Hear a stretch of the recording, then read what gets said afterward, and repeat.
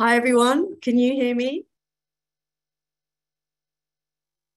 Well, Yes. fantastic. Thanks so much. So welcome, everyone, to the seventh thematic launch of the How to Child Rights series, where we'll be presenting our new guidance on how to use UN human rights resolutions to advance children's rights. The series is intended to be by civil society and for civil society. So we're very delighted that so many of you could join us today in this critical dialogue. My name is Hagar. I'm the head of child rights governance at Save the Children, and I will be moderating today's event. So we're excited to be sharing this newly developed guidance with you. The UN member states adopt human rights resolutions of direct and indirect relevance to children's rights on a regular basis, and every year on a number of issues, ranging from the environment to child marriage and many other topics. Civil society is often a role to play in providing input to draft resolutions. However, not much information is available about what is done with these resolutions once they're adopted. The aim of this guidance is to demystify UN human rights resolutions and provide guidance, tips, and tricks for people like me and for civil society practitioners on how we can follow up on United Nations human rights resolutions after they've been adopted, and also how to make use of their content in our work across different thematic areas of children's rights. So we will first start off by hearing from Anita Goh, who will introduce the guidance. Following, we're really pleased to be joined by Dr. David Boyd, who's the UN Special Rapporteur on Human Rights and the Environment. We've also got on our panel today, Carla Giovanni from the Permanent Mission of Uruguay to the UN, Rajiv Ghosal from Save the Children, and Mia Dambak from the Child Identity Protection Group. So we just thought we would have a few housekeeping rules before we start the conversation. So first, this webinar is being recorded, and we'll share the recording with all of you afterwards, together with all related docs, the PowerPoint presentation, relevant examples, links, and contact details. There is also interpretation available in Spanish, French, and Arabic. So basically, click the language option that you see on your screens. There's a globe at the bottom of the screen, so click that and it will give you an option. Please feel free to type in the chat box, tell us who you are, your organization, and where you come from on the planet. It'd be great to see that. And also, feel free to ask questions as the webinar unfolds. For that, we encourage using the Q&A space. You can see that on your screen instead of the chat box. And also, please make sure you introduce yourself and write who you intend your question to be given to, so it can go to any of our panelists. So I'll now say a few more words about the Child Rights series for those who are joining us for the first time. So the How to Child Rights series is a series of essential knowledge and practical tools, guidance and case studies that are developed by civil society in collaboration with civil society, academia, and others. They're developed mainly for adult practitioners from within civil society, but older children who are active as human rights defenders may also find them useful. The objective is to inspire each other on how to apply the human rights-based approach in practice in our daily work in the human rights, development, and humanitarian sectors, and to show how we can contribute actively in making legal and political commitments to children a reality. The How to Child Rights series was launched in Feb this year, and a range of tools are already available on a web page hosted by Save the Children's Resource Centre. The webpage is being updated with new tools and a curated collection of already existing tools relevant for different themes and that fit criteria for the How to Child Rights series. So please don't hesitate to contact us to share with us any practical guidance and case studies that you find useful for your work and that others would benefit from. Beside the collection and the website, the series is about collaboration between organizations and also academia and the UNCRC committee. So the committee is a special organization that we want to highlight. And also we really want to thank today Child Rights Connect, who has coordinated the development of this tool, and all 29 individuals that provided inputs into the guidance, and the 19 organizations who agreed to co-sponsor the guidance. So thank you so much, Child Rights Connect. A special organization that we also want to highlight and thank today is colleagues at Save the Children, but we can come to that later. We welcome any entity that is keen on child rights to join us and contribute to the series content and reach. So that's kind of the introduction done. And we thought that before we start and hear about the tool, it would be great to kick off with an interactive fun questionnaire. So we're going to put a Menti meter up on the screen.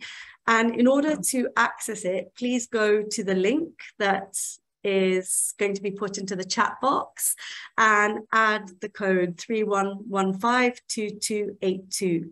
There will be questions and we'd like you to go into the web and give answers to those questions. You can access it through your phones or click on the link in the chat. So yes, please have a go.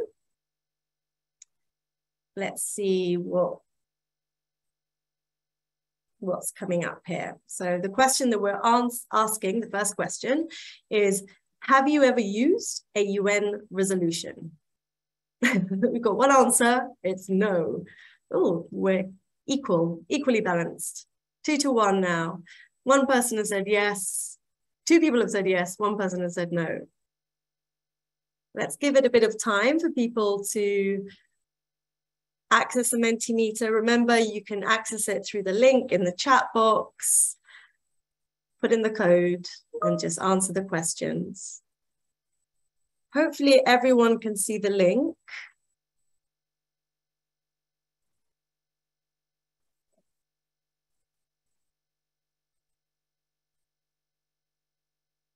So I can see that 10 people now have used the UN resolution.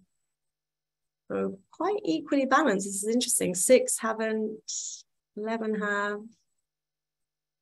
People can't see the link. So Rudina or June, it'd be great if you could paste the link into the chat box. For all of you that don't see the link in the chat, just go to www.menti.com and add the code. You can see the code now on the screen that Hagar is saying. So if you see the screen, on top of the screen, you should see, the link, menti.com, and use the code 31152282. Currently, we have 22 people that have joined, 23. So we can give you a little bit of time to join through your phones or your computer. Thanks, Rudina.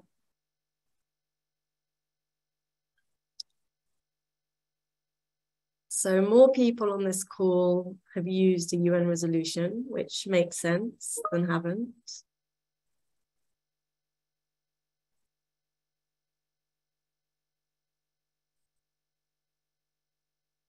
Rudina, tell me when we should move on to the next question.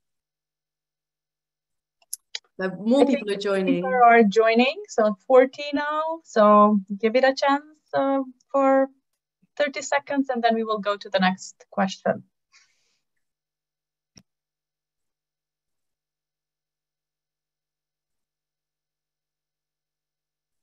Yeah, it'd be interesting to hear in the course of this session how people have used UN resolutions, but that might be the next question coming up.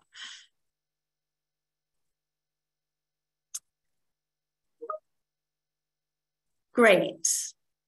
So we're going to go to the second question, and before I'll read it out and then I'll ask Rudina to give the instruction on the Menti again. So the second question is, which resolutions have you engaged with? Which resolutions have you engaged with and on what themes? And Rudina, can you just give people the instructions again?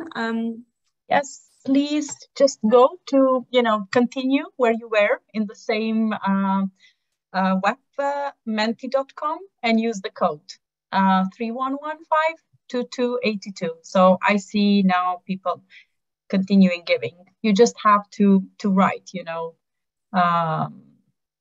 with words. Perfect. Thank you very much.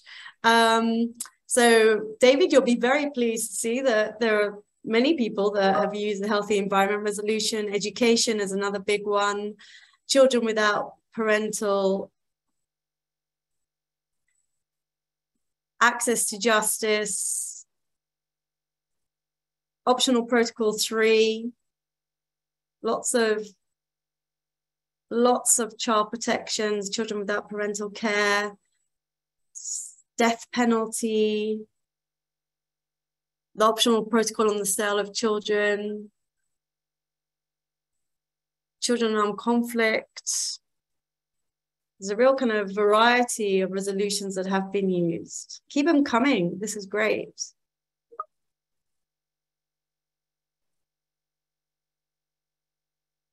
Rights of the child is a big one, which is good to see.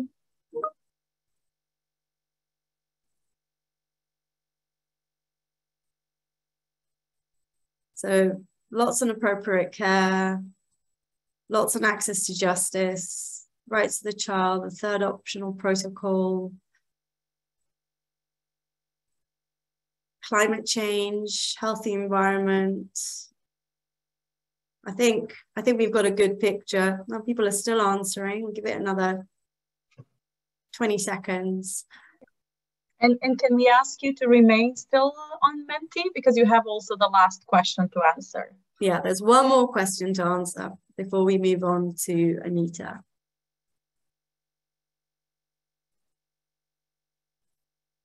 Hi, Amanda. Thanks for joining.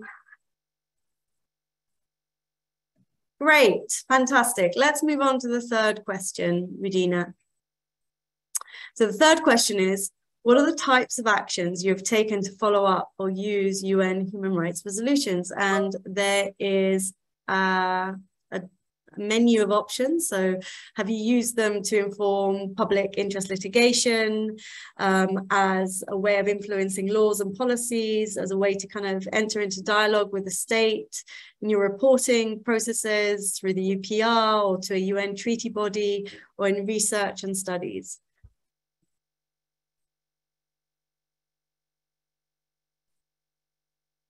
So lots of people have used UN human rights resolutions as reference or to inform or to shape research and studies. Lots are using them in their technical inputs to legislative and policy reform, reporting, engaging in dialogue with the state. We know that UN resolutions can be a very powerful tool, an accountability tool with the state. Interesting. So research and studies is the highest, laws and policies second, dialogue with the state third, reporting to UN treaty bodies fourth. Fantastic. Well, thank you so much for this. It's very interesting. We'll follow up with a Menti at the end of this call, and we'll see whether our answers then respond and map to the ones here. So very quickly, before I pass on to Anita to introduce the guidance, I'm going to quickly present our speakers. So it would be great if our speakers could just show themselves on the screen. So very pleased to have David Boyd. As we said, he's a UN Special Rapporteur on Human Rights and the Environment. We have also Mia Damba, who's an Australian trade lawyer and co-founded Child Identity Protection and is the group's executive director. Welcome, Mia. Thanks for joining. Anita Go is a lawyer specialized in international human rights law, and she is the author and the lead writer of this tool. We also have Carla Giovanni, who works at the Uruguayan mission to the United Nations office in Geneva. Welcome, Carla. Thank you for joining.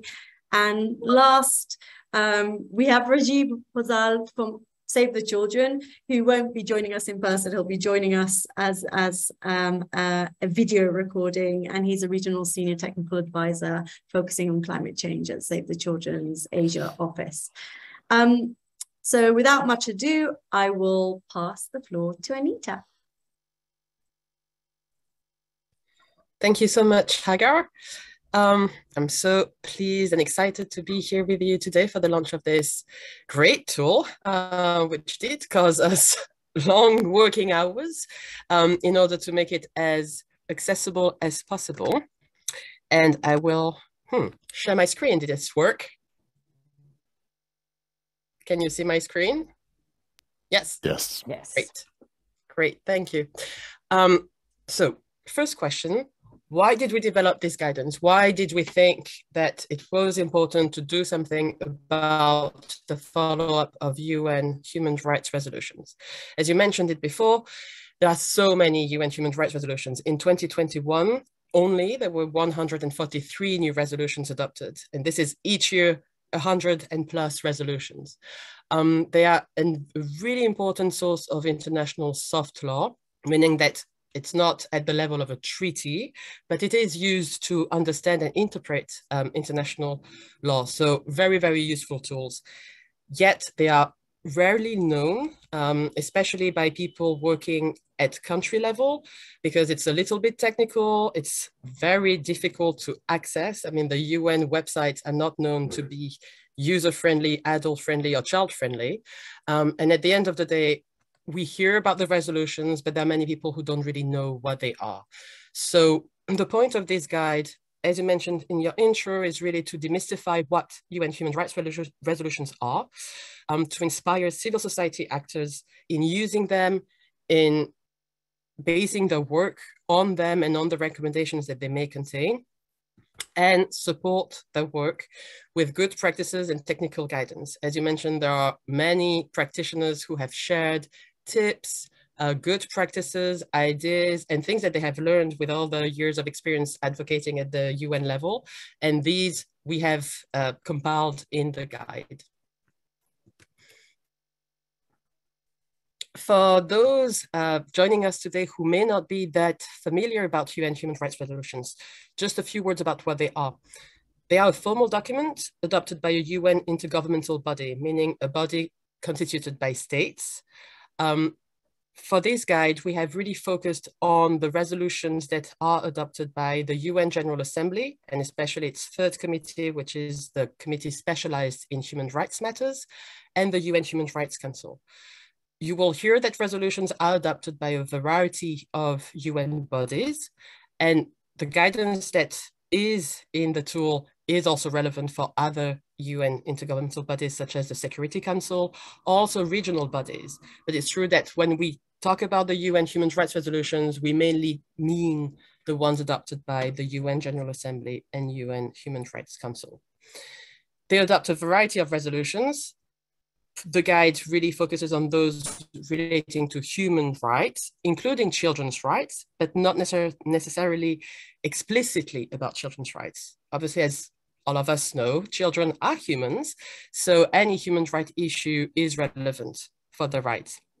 And as mentioned before, well, UN human rights resolutions are part of what is called or referred to as international soft law. Why are they important for children's rights? Well, because even though they are not treaty law, even though they are not a legal document that you can directly present before a tribunal, they do have very strong political value. As mentioned before, they are adopted by states, so they are negotiated by states, which means that states agree politically at the political level that either the issue is important or the recommendation that they contain are the way to go. They crystallize, in fact, the view of what Sorry, sometimes there are some UN lingo, but I will try to explain them as much as I can.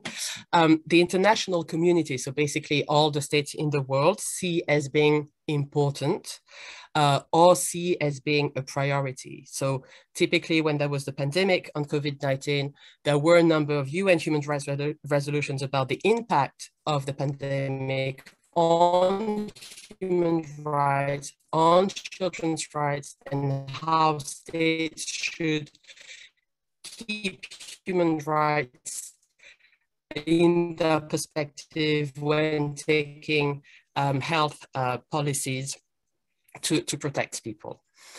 Some legal weight. And I'm sure that many of those who put the different themes, like children without parental care, legal value that resolutions can have, typically they endorse principles or declarations. So there were the guidelines for the alternative care of children that were adopted by a resolution, and this is what got them to that higher status. Some courts have referred to them. The most well-known UN human rights resolution is the Universal Declaration on Human Rights of 1948, which is now considered as being a standard of international law. They have led to the creation of norms. We are hoping that all the different resolutions now recognizing the right to a healthy environment will become hard law. And this is what is also very interesting for us, they have practical value. In fact, in the resolutions, you always or mostly find actionable recommendations to states.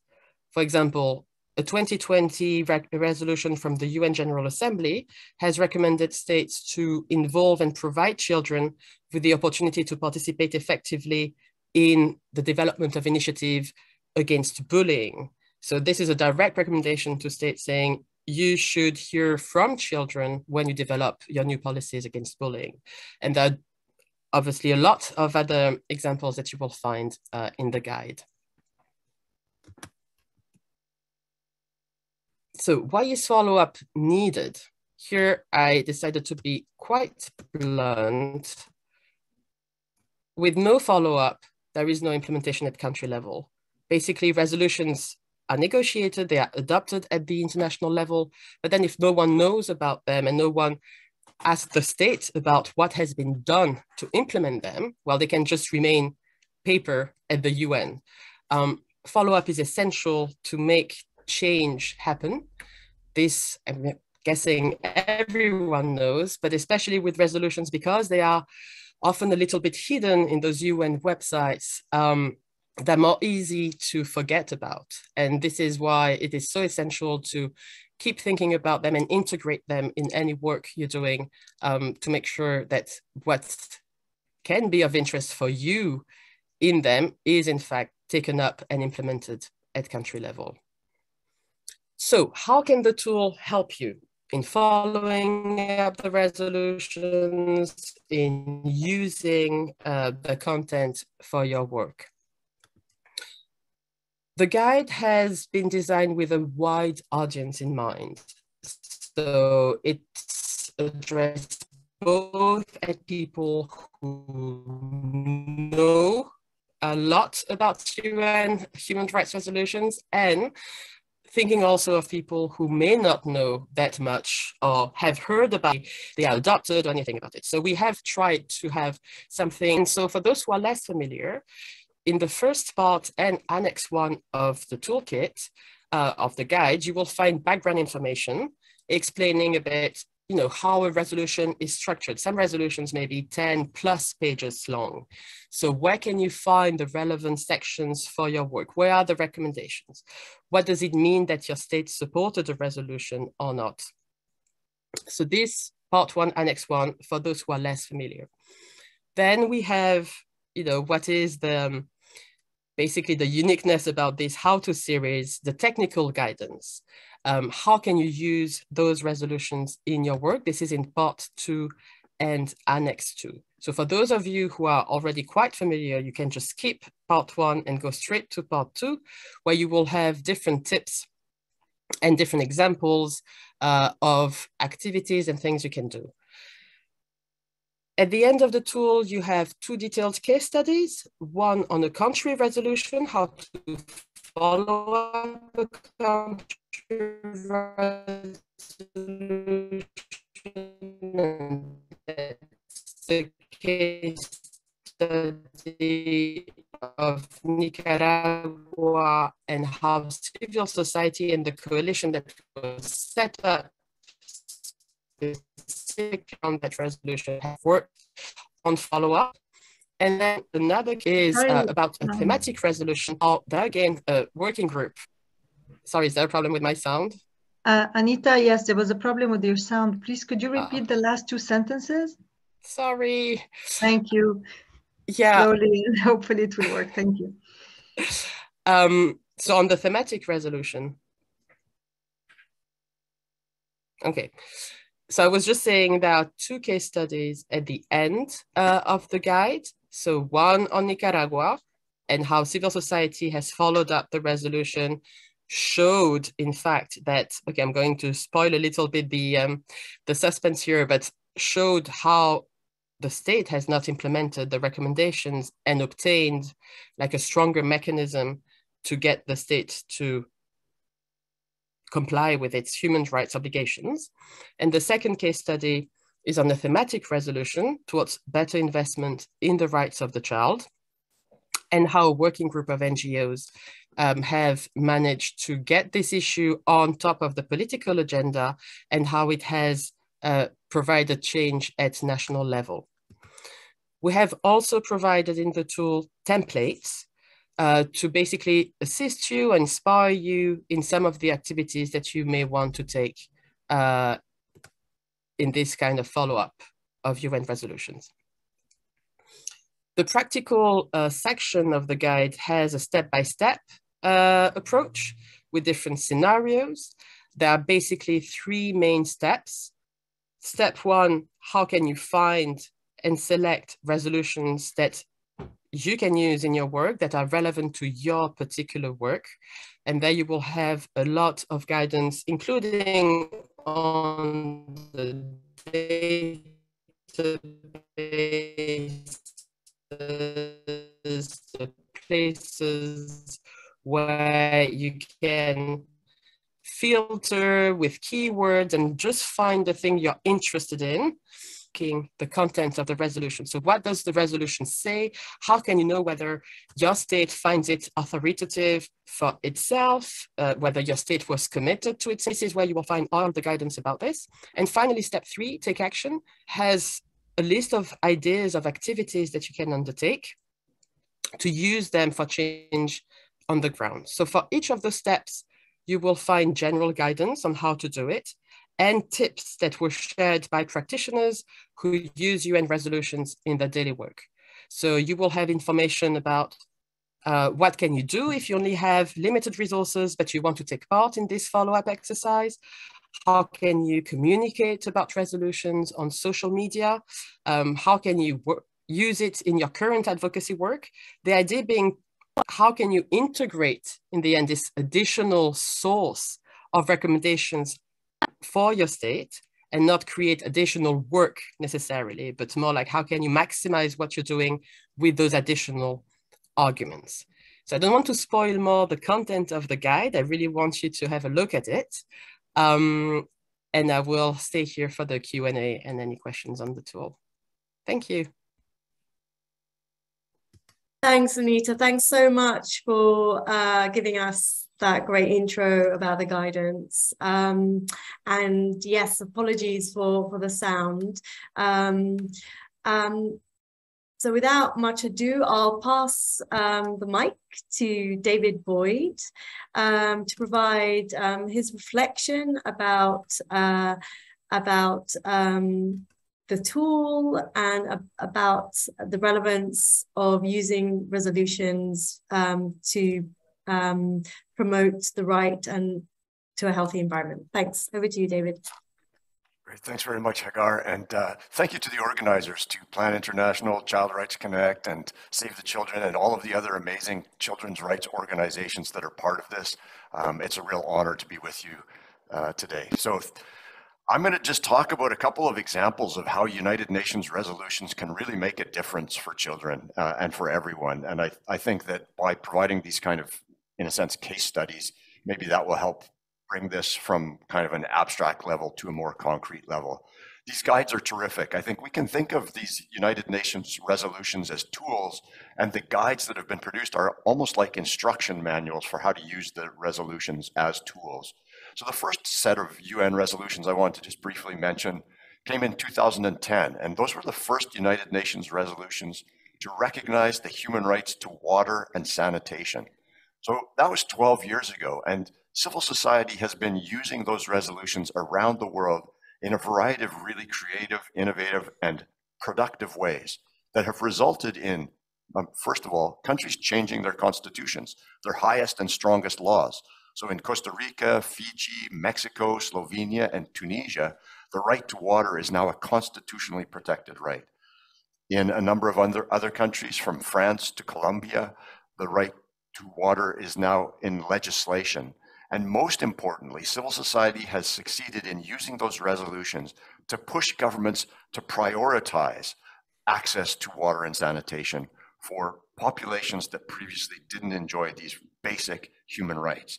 In Mexico, for example, rural communities have now gained over 1,000 rural communities in the last 12 years in Mexico have gained access to safe drinking water. In my country, Canada, our government actually used to oppose UN resolutions on the rights to water and sanitation, but once those resolutions were adopted by the Human Rights Council and the General Assembly, Canada changed its position.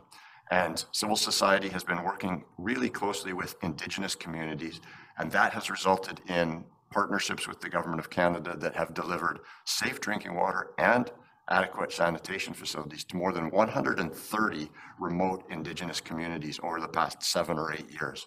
And those are really life-changing benefits for children and their entire communities. And of course, I would be remiss if I didn't talk about the really exciting resolutions that have come over the course of the last year from both the Human Rights Council in October 2021 and the General Assembly in July of 2022 on everyone's right to a clean, healthy, and sustainable environment. One of the most fundamental rights for children and for everyone, given the planetary environmental crisis that we face. And I think it's really important when you're looking to use these resolutions to get expert advice on what these resolutions actually mean. So the resolutions on the right to a clean, healthy, and sustainable environment, for example, there's a tremendous amount of resources available from the special rapporteur, both myself and my predecessor, which help to understand what does a right to a clean, healthy, and sustainable environment actually mean. And then having that understanding will equip you to use it in your advocacy work. So for example, the right to a clean, healthy, and sustainable environment has two main components. It has a substantive component and a procedural component. On the substantive side, it means everyone has a right to breathe clean air, to have access to safe water and safe and sufficient water, to have healthy and sustainably produced food, to live in environments that are non-toxic for children and everyone, and also to have healthy biodiversity and ecosystems and a safe, livable climate. And obviously, all of those elements are critical to a whole range of human rights and are of particular importance to children, because we know that, for example, children are disproportionately harmed by exposure to toxic substances. Girls in particular are disproportionately harmed by household air pollution from polluting cook stoves and polluting fuels. So critically important for children's well-being. And then the procedural part of the right to a healthy environment is access to information, participation in decision-making, and access to justice with effective remedies. And all of these elements, both substantive and procedural, have to be interpreted in light of basic human rights principles such as non-discrimination, non-regression, and prevention. So this is actually a very powerful right that can be used by advocates to push their governments to strengthen environmental laws and policies. For example, to strengthen air quality standards. We have no country in the world where the air quality standards actually reflect the latest guidance from the World Health Organization. So that's one way these resolutions can be used. These resolutions can also be used to ensure that governments recognize in law children's right to a healthy environment. So for example, just on Tuesday of this week, I was testifying before a parliamentary committee in Canada about a proposed law that will, for the first time, recognize the right to a healthy environment in Canada. So that kind of advocacy, these resolutions can be very useful. These resolutions can also be used to push for not only changes in constitutions and laws, but for greater participation rights for young people. And there are some fantastic good practices around the world. I think of the Children's Parliament in Scotland, or the fact that Norway reserves positions on government advisory committees for children and youth. And so the resolutions, UN resolutions on children's right to a healthy environment, on everyone's right to a healthy environment, can be used to open up spaces for children to have their voices heard, and not only to participate, but to be actual decision makers in these environmental contexts. I've been working with a group of 4 amazing young women who have created a youth climate negotiators program. And for this most recent climate COP in Egypt, they trained 60 young people, and they embedded those young people on the actual negotiating teams of 27 different countries. So not only were those young people, children and youth, having their voices heard, they were in the negotiations in Sharm el-Sheikh, Egypt, influencing the outcomes. And I think that's really exciting for children and youth to have that kind of ability. So those are the types of things that these resolutions can be used for. And I don't want to take up too much time today, but I want to close by saying, one of my favorite parts of being the UN Special Rapporteur on Human Rights and the Environment is working with children and youth. I'm really honored to be part of the Children's Environmental Rights Initiative. And not only did children and youth help to bring about those UN resolutions on the right to a healthy environment, they are now using their right to a healthy environment to push for change around the world. And together, working together, I think we're a very powerful force, and we will make changes. I will also just add that these resolutions can also be useful, not only in advocacy to governments, in pushing for institutional changes, but also in litigation. So for example, there's a group of 25 amazing young people in Bogota, Colombia, who I met a few years ago, who filed a lawsuit based on their right to a healthy environment against the government of Colombia, because they were really concerned about deforestation in the Colombian portion of the Amazon River rainforest. And that case went to the Supreme Court of Colombia, and the court ordered the government, first of all, the court found that, yes, the right to a healthy environment was being violated by deforestation. And in the court's order, it ordered the government to sit down with these children and youth and the country's leading scientists, forest ecologists, to come up with a plan to stop deforestation in the Amazon rainforest. So a tremendous victory. And of course, children are using their right to a healthy environment in climate change cases all around the world to push for accelerated climate action. So I think this is a very exciting time. These guide tools that have been developed are fantastically useful resources. So congratulations to all of you who were responsible for putting them together. And I look forward to working with you all in the future to take these UN resolutions and make them into reality for the children of the world. Thank you so much. Wow, thanks so much, David. That was really inspiring. And I think, you know, I think we all completely agree with you here that seeing child activism, children exercising their civil and political rights around this issue and through these systems is a real kind of sea change, and something that we can all learn from. And I was also really interested to hear you describe these UN resolutions as roadmaps. And I also think of them as blueprints. They're blueprints for action, both for government and for people that are seeking to influence change. So yes, that was really interesting. Thank you very much. I'm sure we will hear from you later in the session. So we've heard from you, David, and from Anita, and giving really good examples of how civil society can take action to keep resolutions alive, to use resolutions, and to maximize their implementation. We'll stay on the issue of child rights and the environment and listen to Rajiv Ghosal from our Save the Children Asia Regional Office on how Save the Children has used Human Rights Council resolutions, and particularly the Human Rights Council Resolution 4530 on realizing children's rights to a healthy environment in their work, and more specifically on how they can produce a well, actually how they have already produced a child-friendly version of the resolution.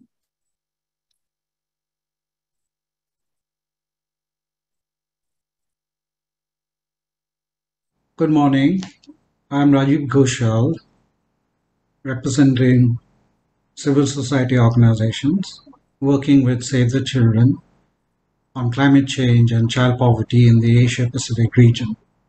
I'm here to share how we have used Human Rights Council Resolution 45/30 and made it into a child-friendly version.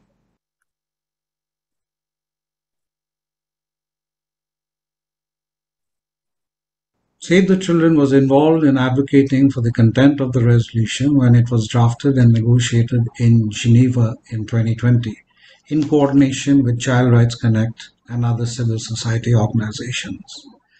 After the resolution was adopted, we made sure to disseminate information about it with our colleagues and partners through emails, webinars, and social media, highlighting states' positions during the negotiations, and importantly, what is in the resolution, which is useful to us as child rights advocates.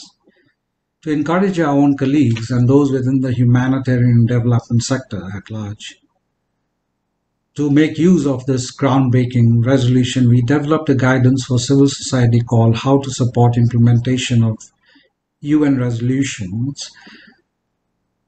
This guidance unpacks the content of the resolution 45/30 and suggests concrete actions and ideas on what we can do with it in our own work, especially at the country level. It was developed as part of the How to Child Rights series and was done in collaboration with other leading organizations like Children's Environmental Rights Initiative, Child Rights Connect, and Child Rights International Network. We also make use of this resolution by referring to it in most of our global advocacy messages. For example, in our report, Born into the Climate Crisis from 2021, and more recently, we used it in our advocacy work at COP27 in support of the wider human rights movement. Another way which we used the resolution in our work is by making a child-friendly version. This is done in collaboration with children who are part of children advisory groups in Cambodia.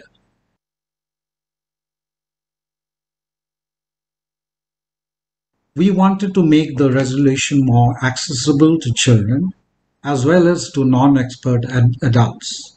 The resolution itself is a very technical and long document, which makes it challenging to understand for anyone not familiar with this type of language. For the resolution to be used by children and civil society at large, it needs to appear in simple words. Therefore, we made the child-friendly version to allow children to comprehend it in a manner they best can. We also added information on what a resolution is, how it can be used, and explained what child rights are, what the Human Rights Council is, and environmental terms mentioned in the resolution.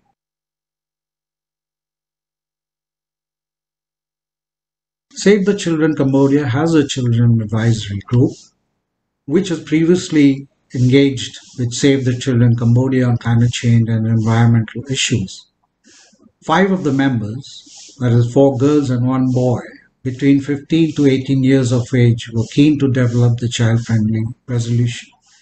Together, we developed the child-friendly document using guidance from the How to Child Rights series and how to develop child-friendly documents.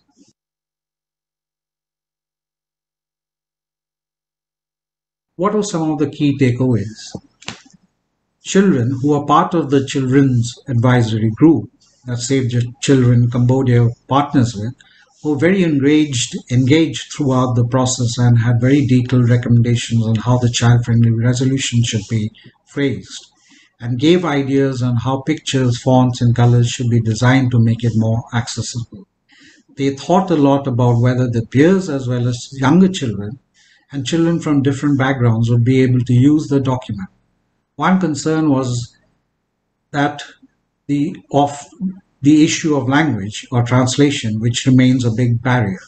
For example, children express the view that language, like environmental harm, is challenging to understand in their own local language, whereas language like air pollution is much easier to grasp. They also had suggestions on how the resolution can be used by children and what children can do to support implementation of the resolution. Some ideas include children becoming active protectors of the environment themselves. Children talked about duty bearers that should implement the resolution and identified local government authorities to take action against polluters like tourism industry. In the end, the process itself also resulted in children gaining a better understanding of their rights and about states' responsibility to protect these rights in relation to the environment. The process of making a child-friendly resolution has heightened children's awareness of environmental issues, including climate change, and how these connect to children's right to live in a safe and secure environment.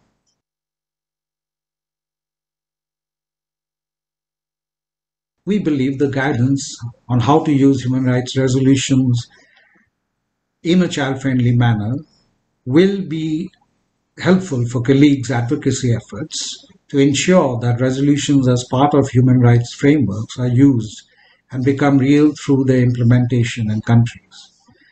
Resolutions are an important mechanism to realize human rights for all, and civil society and children play a very important role in holding states accountable to commitments they have made. Guidance supports civil society organizations to become familiar with resolutions, why they are important, and how they can be used to support the important work of civil society to advance the realization of human rights and the rights of children. Thank you and wish you all the best. I also take this opportunity to thank everyone who organized this webinar to allow me to speak on this very special occasion.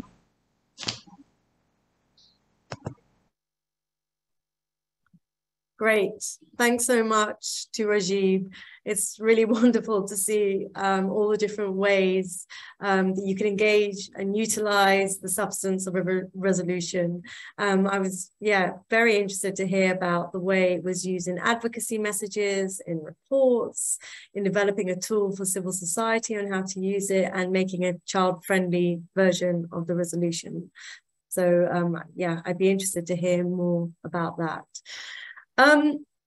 So Carla, I can see you there on the screen. Hello. Uruguay has led on Human Rights Council resolutions on the rights of the child. And as a representative of Uruguay, you've been in charge of leading the negotiation of the resolution on children's rights on behalf of the group of Latin American and Caribbean states, the GRULAC group, together with the EU. So from your experience, what are your thoughts on how civil society can engage with their governments once resolutions are adopted? It'd be great to hear some reflections on this guidance as well. Thanks. Perfect. Thank you very much. First of all, I wanted to clarify that I will be presenting in Spanish. Also, as a gesture of civil society who speaks Spanish and people from Latin America, I hope that everyone has access to interpretation. I will just wait for a couple seconds to make sure that it is the case. First of all, I wanted to thank Child's Right Connect, Save the Children, for inviting me to be part of this event. It is a pleasure to be able to share this with the distinguished Special Rapporteur David Boyd. We admire his work and we respect it profoundly. And obviously it is a pleasure to also share this event with so many representatives from the civil society who are doing the great effort that is needed. And I wanted to congratulate you for the publication of the guidance, which is a practical guide to encourage children to be able to use resolutions from the United Nations to advance on child rights. It is really the first time that I see this type of tool. I would also encourage everyone present to study it and communicate it and use it. And in fact, I think that it would be interesting to assess it, the experiences you might have in the future and your recommendations based on how the implementation was. As you know, and as was previously said, the states that are members of the UN, with the support of civil society organizations and other interested parties, negotiate and approve a broad number of resolutions, mainly the General Assembly in New York and in the Council in Geneva.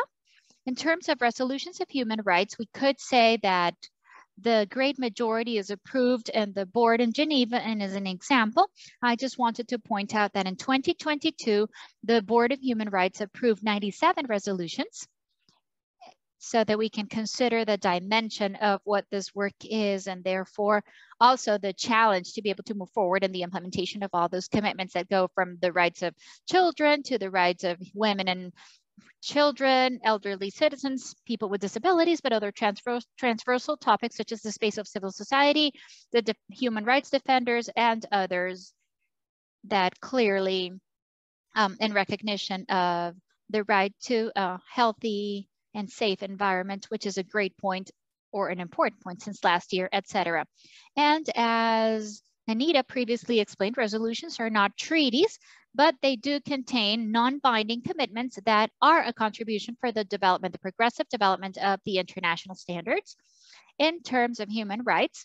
And they are also useful to move forward in the interpretation of the human rights treaties that we already have. And they have an important potential to promote changes and progress in the national levels. Clearly, this has not happened automatically, and there is a gap between the resolutions, when the resolutions are requested in the states, and then what is finally reached as a result, immediate result or direct result after being approved. So even though the states are very good when negotiating or approving resolutions, one of the main challenges that the system faces is guaranteeing that the activities have a more meaningful impact in the lives of the rights holders around the world. So in this sense, we recognize that we have to work more to be able to take advantage of the potential of the resolution so that these political commitments actually have tangible impacts. And we have to recognize that this topic is each time more on the table in Geneva. The states are much more aware each time, or autocritical, self-critical. It's necessary to strengthen efforts in terms of implementation. But the reality is that obviously there aren't like one size fits all or just one easy path to achieve this.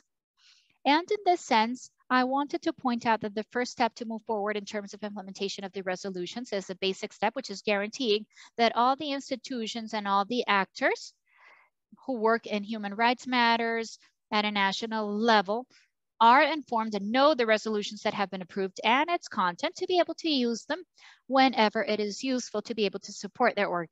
And this, even though it might seem simple, or if it's not in practice, it's not in practice because of what I said before, the high number of resolutions that are approved each year and the limited capacities of the institutions and the national actors, the lack of resources, and the gap that exists between the positioning of the states and the UN and the concrete policies at a national level. So in this sense, I wanted to highlight that I consider that this is very important to give more visibility to the resolutions at a national level. Even so, for example, through the communication and social media, to encourage more appropriation of the resolutions by local actors, and clearly in this context, to highlight how important it is the role of civil society organizations, because NGOs, together with the country teams of the UN, other agencies in the UN system that are out on the lands, play a fundamental role because they are in a privileged position to be able to use the resolutions to encourage or to claim actions to the governments that allow to advance in the protection of children's rights. Why? Because resolutions in fact reflect political commitments that governments take on voluntarily in the multilateral context, and therefore all of this play of actors can really go to the governments and make sure that these commitments are set into action. I also wanted to take as an example, considering the question that I got, the resolution about children's rights, Uruguay negotiates in Geneva and New York on behalf of the group of Latin American and Caribbean states, BRULAC, together with the European Union. And in effect, I also wanted to clarify in terms of the periodicity that the resolution is approved annually in an alternate way in Geneva and in New York correspondingly. In fact, I think that there was a question from Connie Martinez in the chat to clarify that up to just a few years back, the resolution of children's rights was approved annually, both in Geneva and in New York. So we had 2 resolutions every year. And recently the decision was made to have the resolution in Geneva or in New York alternately. Even so, with this idea of assigning more resources and more attention to the efforts of implementation. With this, I do not want to say that we have designed the concrete mechanism to be able to provide more attention to the implementation of the resolutions, but I do think that we are moving forward in this sense, as well as moving forward in coordination amongst the initiative and the results in the work in Geneva and New York. The last resolution about children's rights, just as an example, was approved in Geneva in March this year, 2022. And it was focused specifically on the situation of children's rights and what has to do with family reunification, particularly for the case in migration or in movement like migrant children. This is a topic that is especially relevant for the states in Latin America. And this problem clearly has been taken on with specific attention from the Children's Rights Committee, and it is also part of numerous recommendations that the committee has issued to states that are part of the convention. And what the resolution does is use the convention as a base and at the same time reaffirm standards promoted by the committee in general comments.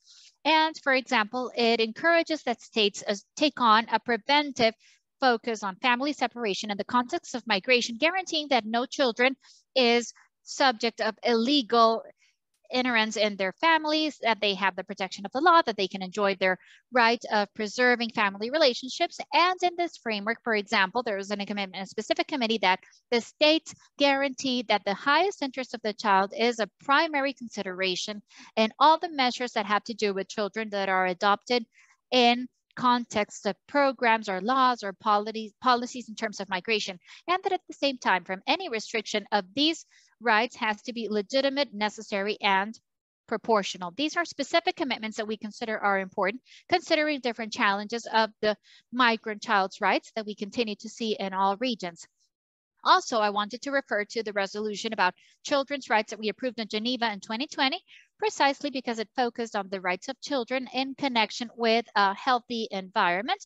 This resolution was mentioned before by other speakers. I do not want to repeat that, but I do think it's important to mention the synergies between this resolution and the process that led to the recognition of the rights to a clean and healthy environment that David mentioned before as well.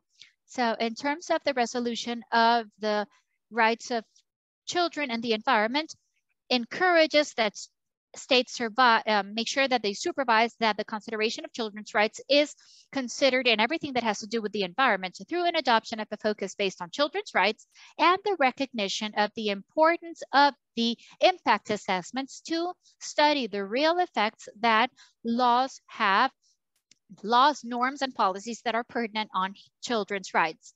Why do I mention these examples? Because we believe that the organizations who work, for example, in this case, in migration matters and in environment, can use the concrete political commitments that are included in these resolutions, like the one that I just mentioned, that are more detailed than what the convention normally contains, and at the same time go hand in hand with the progressive interpretation of the obligations that the committee has in its general comments. Particularly, I agree with reviewing the resolutions, disaggregate them, and identify the specific elements that can be used to respond or to make claims in specific cases, whether they're tied to the detention of migrant children or separation of migrant children from their families, or what the chat was saying, what we were saying in the chat, the project the commitment with the projects with children, future generations, and clearly it can be used in support of the recognition of the rights of children to a healthy environment. At the same time, also having recognized a question in the chat that was actually already answered. It was a question from Monica that makes reference to the fact that a way of looking at the specific commitment that a state takes on in terms of a specific resolution, when it's a Council of Human Rights, if they're members, to see how they voted for that resolution, if it's a resolution that was voted on, and if it's a consensus resolution, I suggest checking the list of states that were co-sponsors of the resolution. So the states that decide to co-sponsor a resolution are supporting it, and it requires a specific support of the topic. So I think that this can be used by local actors when working with the governments as another way of achieving actions. I also wanted to echo what civil society said before and recognize their work in terms of the assessment of resolutions in child-friendly forms or formats. This is something that clearly favors and incentivizes the direct participation of children, and it is useful as a support of children who are activists of rights. So we really encourage this. And finally, I wanted to very briefly make reference to the influence that also civil society has in the system of the UN, and for the specific case of human rights, to highlight how relevant the interaction between civil society is and the Office of the Higher Commission and Special Procedures, because in fact, the resolutions many times are fed from reports that were previously submitted to this office, and it is fundamental that civil society provides information that is relevant to the system and that has their voice heard and their demands heard, because they are definitely, the demands of civil society are the ones that mark the agenda of human rights of UN, because the mechanisms of human rights work based on these demands of civil society. And therefore, it is imperative that the specific society of human rights receives the attention that it needs, and that it is not overlooked in this multiplicity of challenges and demands in the human rights environment. I'm so sorry. Is it okay if we start wrapping up? I'm finishing. Yes, it's one last paragraph. So sorry. Fantastic. Thank you. I just wanted to, in response to the question from Dix in the chat, to recognize that there is a very important barrier that is the lack of resources for the work out of the land in terms of human rights, even financial resources that civil society has. And clearly, this is a challenge that is tied to the capacity of moving forward in terms of implementation. And I would like to welcome these spaces for reflection, especially on how do we move forward in terms of implementation, and hope that it can be used as much as possible by civil society. Thank you so much. Thanks so much again, and sorry to have interrupted, and fantastic to hear your perspective and the state view, and also thank you so much for answering that question about the Geneva and New York child rights resolutions.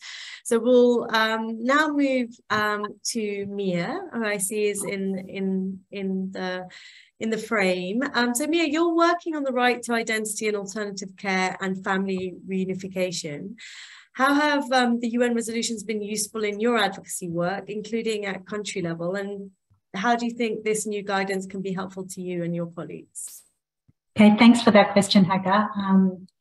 Firstly, I'd like to thank all the organisers for inviting us to be here today. I'm really excited about this new toolkit because it really does demystify these high-level UN resolutions, and I've personally seen how they can make concrete changes on the ground at both international, regional and national levels.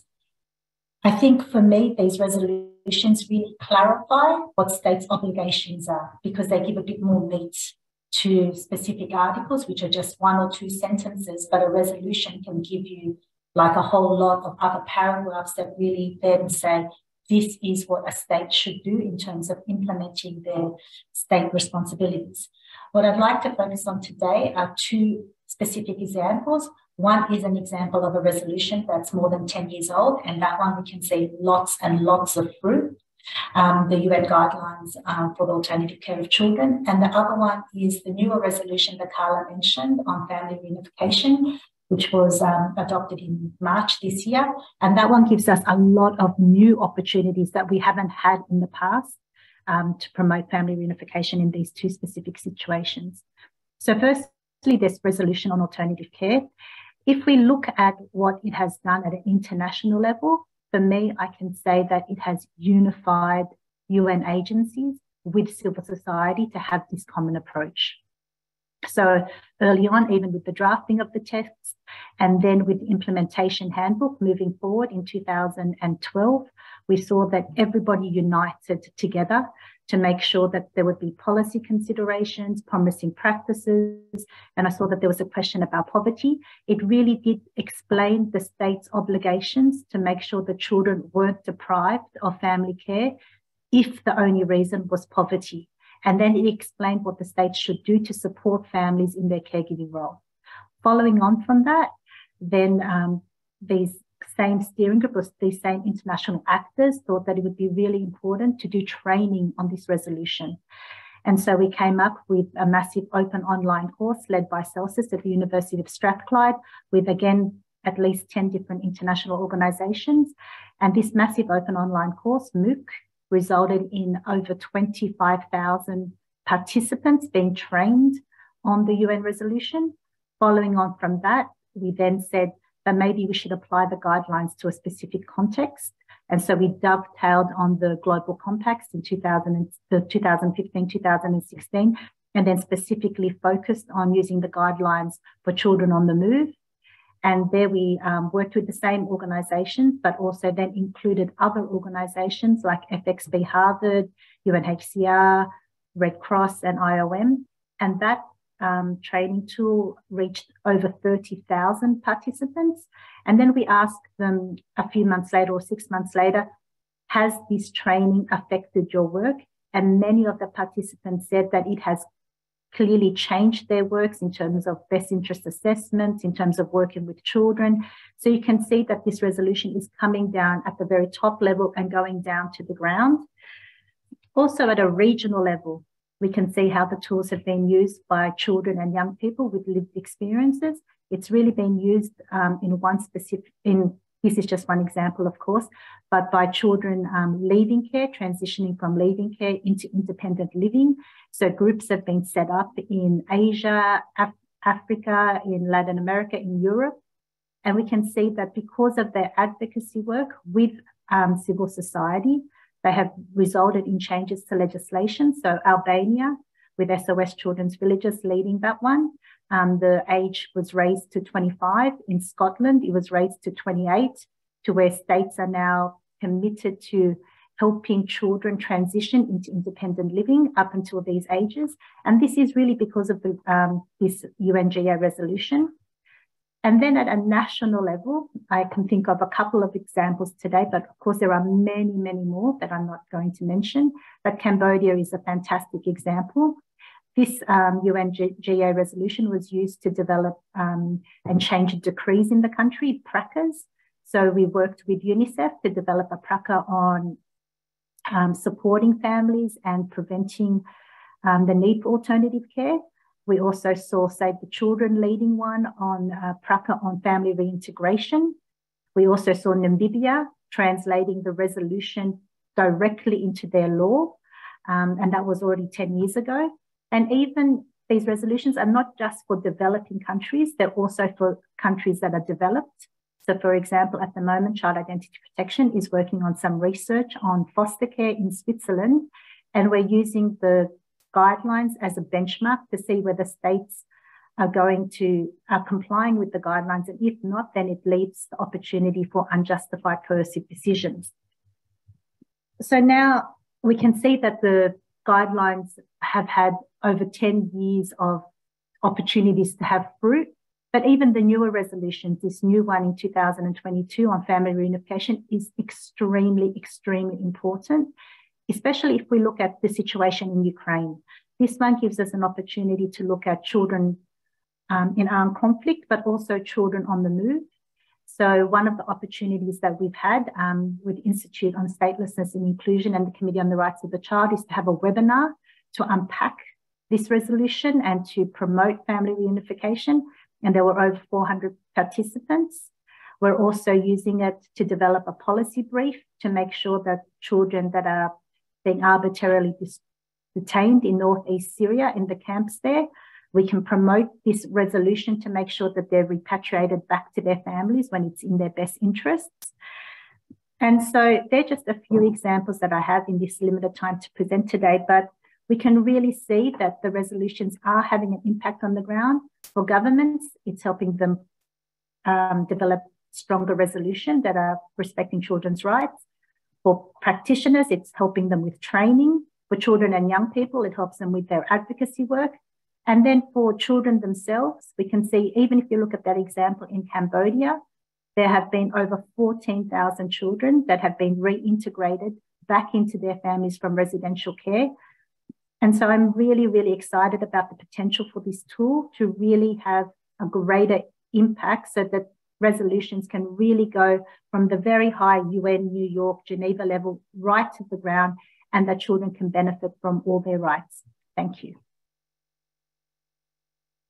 Thanks so much, Mia. And it's really interesting to hear how you've been applying these resolutions so concretely and using them so effectively. So thanks so much for sharing that with us. Right, so we've now reached our question and answer section, and it's your opportunity to ask questions to our panelists.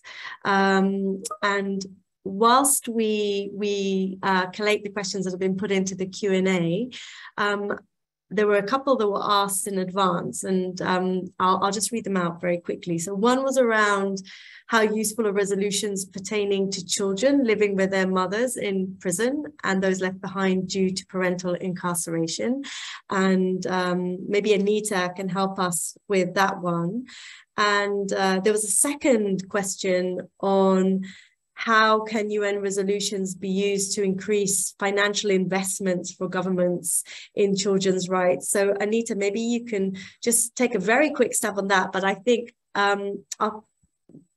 any of our panelists would probably have an interesting perspective on that. So maybe, yeah, just to that first question on how useful are resolutions pertaining to children living with their mothers in prison and those left behind due to parental incarceration. Thanks, Hagar. I hope my sound will be a little bit better than before, and sorry for that. It's great. Awesome.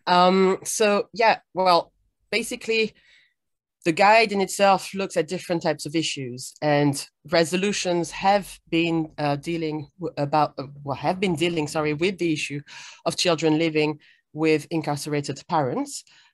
Here, I mean, so that I don't go into detail for specific resolutions, I think the best is really to look in the databases that we suggest in the tool.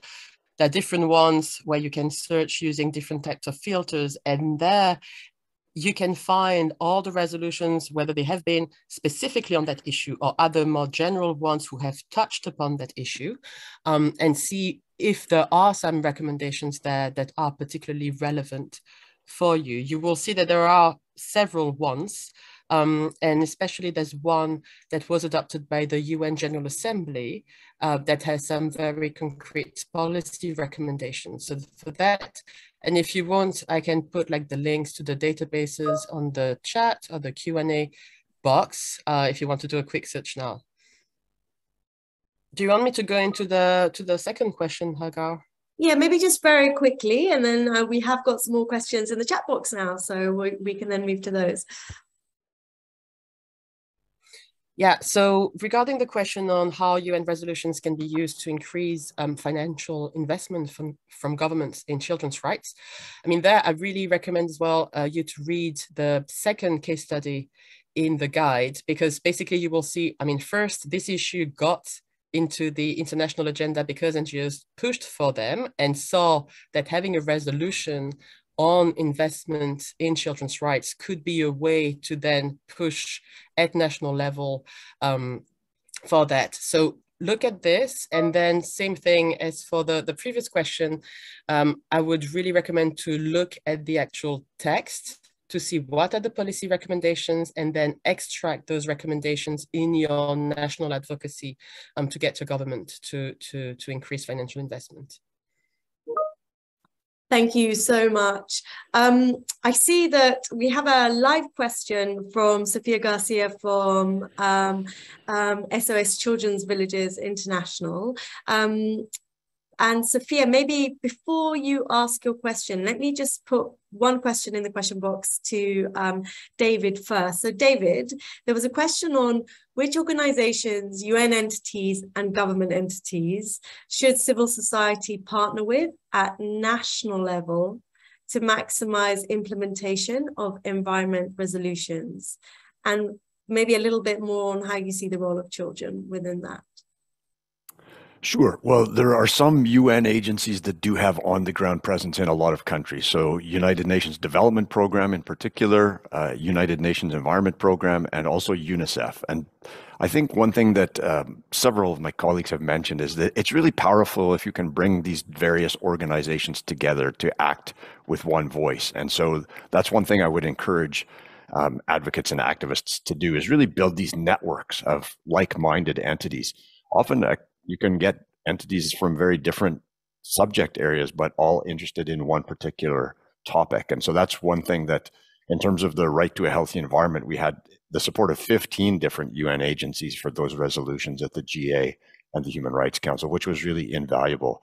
And then turning those resolutions into changes on the ground requires these national networks of UN agencies. And I think that it's government that needs to take the action. It's businesses also that need to fulfill their human rights responsibilities. But the most powerful way that we can influence change is by working together. Thanks so much. Great. Sophia from SOS Children's Villages International, do you want to ask your question? Yeah. Hi, everyone. Thanks to all the panelists for the presentations. It was really, really enriching discussion. More than I have a question, but before that, I would like to share a bit some other ideas on how we used specifically the third committee resolution, the Rights of the Child resolution of 2019 on children without parental care. And some ways in which we have found it very, very useful, simply complementing everything that has been said, that has been a lot. I think something that maybe I would highlight, both from the follow-up, but also from the very process of advocating for the content of the resolution, or even for the theme of the resolution to be selected, is that these resolutions often serve to, let's put quote unquote, educate politicians or diplomats or decision makers on topics that they simply don't know about, right? Very often political action is not taken because of lack of knowledge, right? And especially for, the people in Geneva or New York or in the Ministry of Foreign Affairs at capital levels, they don't have detailed knowledge of every topic out there. And I think children without parental care is quite a good example.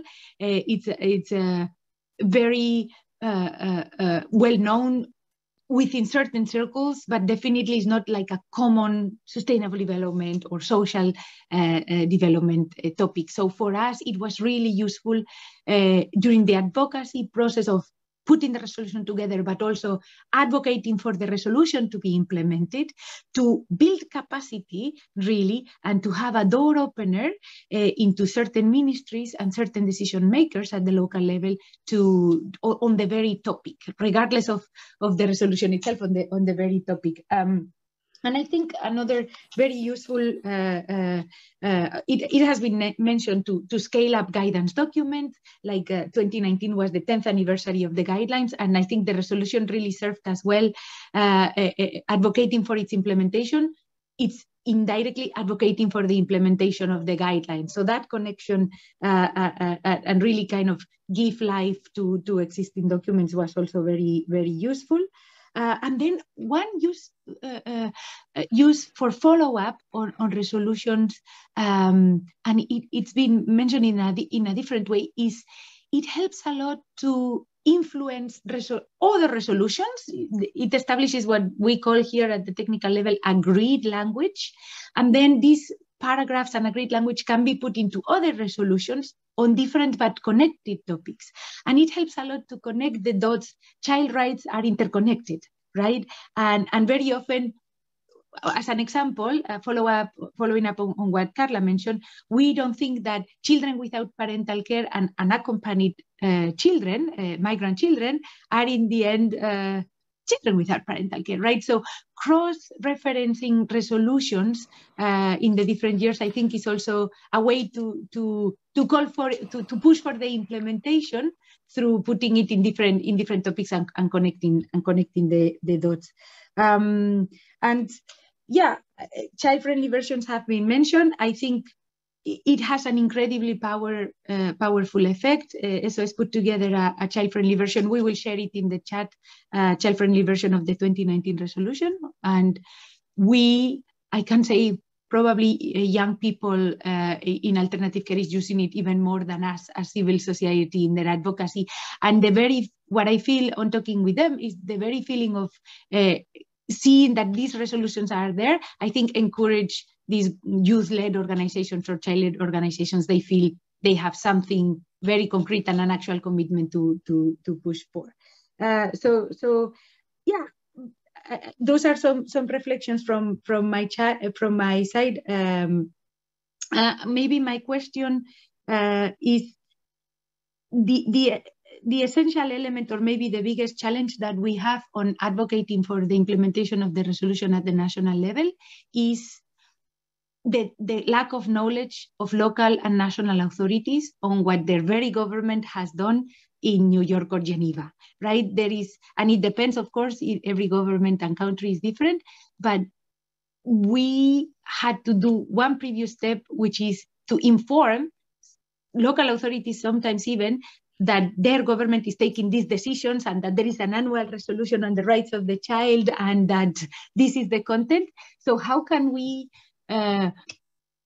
improve, and maybe the question was as well to Carla as government representative, that channel of communication between capital and global instances, and how can also we improve the connection between ministries, right? Because in the end, the negotiators here are Ministry of Foreign Affairs. How can we make sure that social affairs or the Ministry for Childhood or Family or whatever, or the environment, right? Or finance ministry, how do they know better the global legislation that they have to implement? And thanks a lot. Sorry, I took a bit of time. Thanks a lot. Thank you so much, Sophia. Carla, it would be great if you could give us an answer, but also mindful of the time, let's try and keep it on the shorter side. Of course. I'm going to be really short because I completely agree with all the comments that were mentioned before by all the different panelists. I mean, just to react to what Sophia just said, I think that's, of course, I mean, at the states level, that's quite the big challenge, because sometimes there's not enough coordination. And actually, one of the most challenging, or one of the main roles of the Ministries of Foreign Affairs nowadays is actually to coordinate the different national institutions. And what I can say, to give like a positive note to this, is that we have seen how for example, the national mechanism that we use to follow up on all the resolutions is really helping us to have, all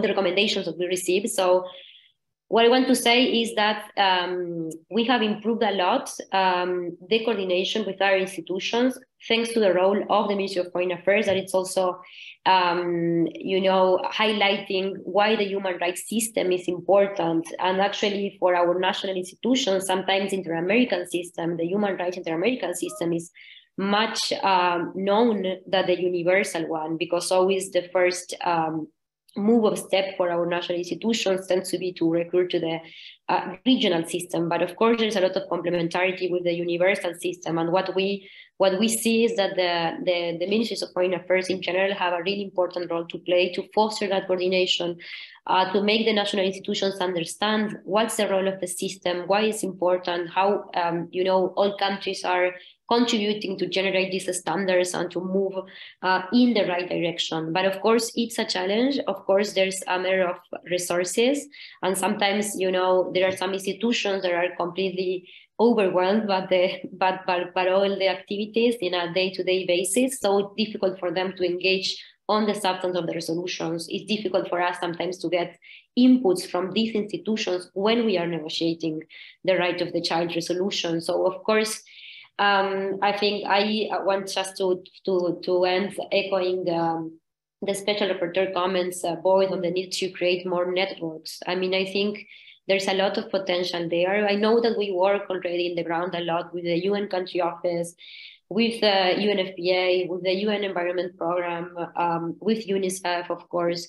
But yes, of course, we can always do better. And yeah, and it's maybe also finding ways of disseminating the resolutions more publicly, engaging all actors and doing it like more proactively. I mean, I'm sure that we could and should do better, but I'm sure also that the advocacy from civil society and you pushing states, it's like really, really relevant and makes a difference.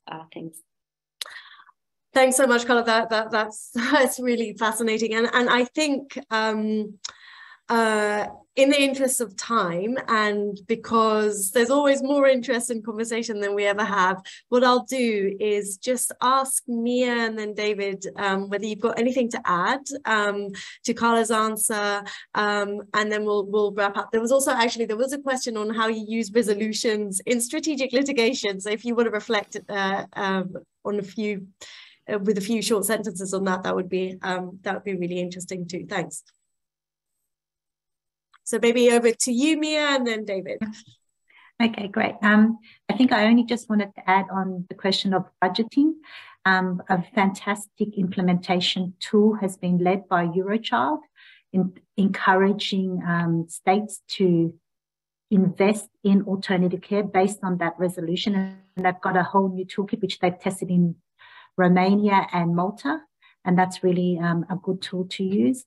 But other than that, in terms of equipping national actors, I think that the information that Child Rights Connect has on their website, also the Committee on the Rights of the Child, when they refer to the different resolutions in their concluding observations and recommendations, it means that they have seen that it is relevant to that particular country. So take a hold of the committee's recommendations. Thank you. And I would just, start by saying I agree with everything my fellow panelists have said, and also just want to address this strategic litigation point, because these resolutions, as has been said, they're not really legally binding from a legal perspective, but they can be very useful in litigation. So for example, the General Assembly resolution on the right to a clean, healthy, and sustainable environment has already been used in strategic litigation in Costa Rica, where the Supreme Court of Costa Rica said that although these types of resolutions are not legally binding, they are a very strong and powerful source of soft law because they have the authority of the United Nations General Assembly behind them. So that case from Costa Rica could actually be useful in any context because it really emphasizes the legal importance of these resolutions. And also in a couple of cases I'm involved in at the European Court of Human Rights related to climate change and human rights, the court itself has asked to what extent the General Assembly resolution on the right to a clean, healthy environment should influence the outcome of the European Court of Human Rights decision on this relationship between human rights and climate change, including a case brought by 6 youth from Portugal. So I think this is terrifically, potentially very influential use of these resolutions is through strategic litigation. So happy to be a resource person for that if there's additional questions. So you heard it here first. David is happy to be a resource for that and to answer more questions on that. Fantastic. So I think because we're at time, we're gonna quickly do a wrap up. But I just wanted to say that there have been more questions, and I can see that there are hands up. But we will gather all the questions. We will think about the answers, and when we follow up on this webinar, we will kind of compile them in a set of FAQs, and you will kind of be able to read and see answers to what you have asked. So I just want to say a big thank you for joining today and listening to this really topical, important and impactful discussion. Just before we go, and thank you very much for all of these lovely applauses, we just wanted to kind of underline how important it is and how eager we are to get everyone involved in the How to Child Rights series. Go and visit our website and share information about the series far and wide. Feel free to disseminate and use the tools, organize trainings and webinars about them for your own context and needs, and help us improve the series and tools. Let us know if you've used them, join our piloting and give us feedback on how to improve them, and help us keep the series growing. We really want this to be a platform for a sector-wide child rights knowledge building.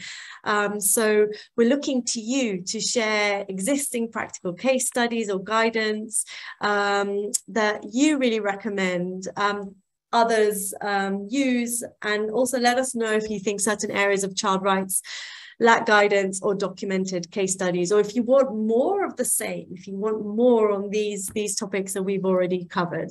So with that, a big thank you to all of our panelists. Thank you, Carla. Thank you, Anita. Thank you, Mia and David. Thanks to the people who organized this, and thank you all so much for attending and listening patiently and sharing your thoughts and contributions. Thank you. Goodbye. Gracias. Bye. Thanks, everyone. Thank you. Thank you, everyone. Muchas gracias. Thank you. Bye. Thanks, Hagar.